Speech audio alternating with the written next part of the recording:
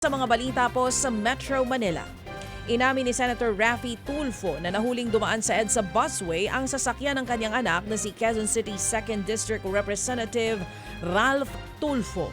Ayon sa senador, wala siyang nakikitang problema sa nangyari dahil hindi naman daw tumakas ang kanyang anak.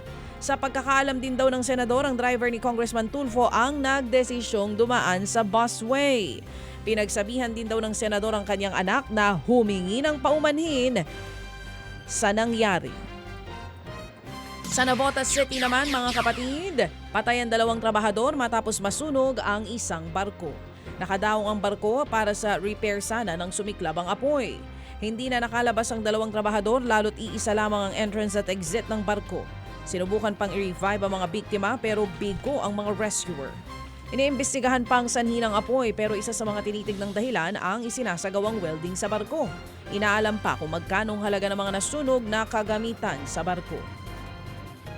Arestado naman ang 2 high-value drug suspect sa buy-bust operation sa parking lot ng isang mall dyan po sa Pasay City. Nasamsam ang kalahating kilo ng shabu. Nagkakahalaga po yan ng 3.4 million pesos. Sinampahan ng 2 suspect ng paglabag sa Comprehensive Dangerous Drugs Act.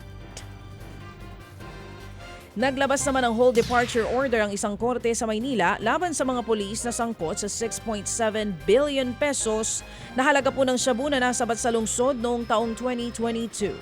Kabilang sa mga pulis na yan si Police Master Sergeant Rodolfo Mayo Jr.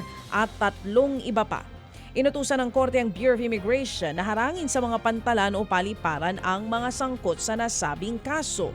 Una ng kinasuhan ng paglabag sa Comprehensive Dangerous Drugs Act, sina Mayo at iba pang kapwa akusado.